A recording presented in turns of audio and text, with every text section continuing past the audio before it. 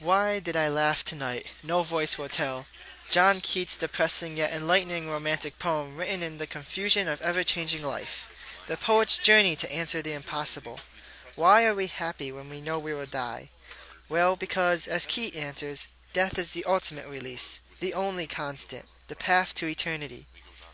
When listening to this poem, notice the struggle that Keats faces and how he eventually comes in terms with death. Listen for the central conflict as Keats questions all aspects of life. Why did I laugh tonight? No voice will tell, no God, no demon of severe response, deigns to reply from heaven or from hell. Then to my human heart I turn at once. Heart, thou and I are here sad and alone. I say, why did I laugh? O mortal pain! O darkness, darkness ever must I moan, to question heaven and hell and heart in vain. Why did I laugh? I know this being's lease, my fancy to its utmost blisses spreads. Yet would I on this very midnight cease, and this world's gaudy ensign see in shreds. Verse, fame, and beauty are intense indeed, but death intenser. Death is life's high meed. Now that the poem has been read, it's time to explore Keats' work for a better understanding. Humans have always questioned the unanswerable. In times of desperation and panic, the demand for these answers is at its greatest. By writing this sonnet in Shakespearean form, Keats clearly divides each part of his poem using the rhyme scheme, and the heroic couplet in the end.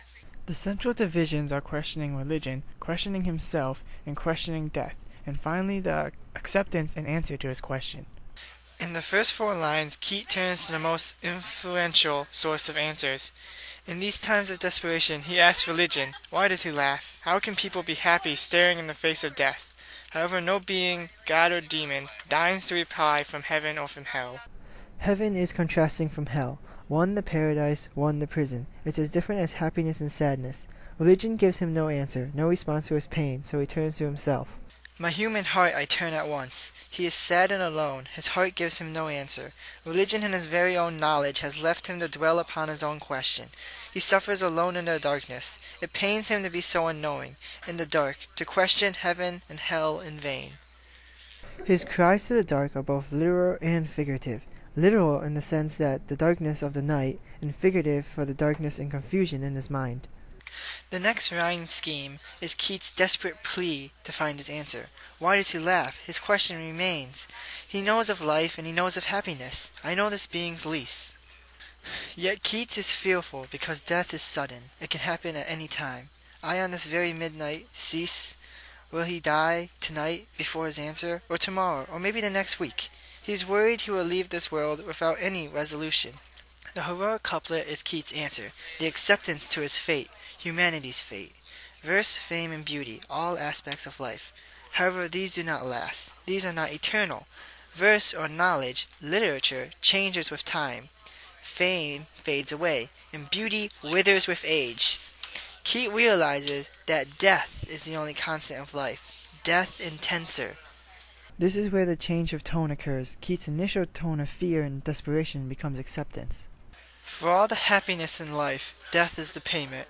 In the ever-constant changing world of happiness, the sadness, death is always there waiting in the end, the payoff of life. By using intenser, Keats implies death is stronger than all, the strongest aspect of life. Keats realizes that he laughs because he's supposed to. Life is always changing, never remaining still for long. People will laugh and cry and scream, since that's the essence of life. And death will always be there to accept us. Death is eternal and is willing to share his eternal sleep with man. Life's highest meed, the highest reward, the eternal rest, Keats' solution to his question. He accepts life and he accepts death, and so in the end he awaits the peace it will bring.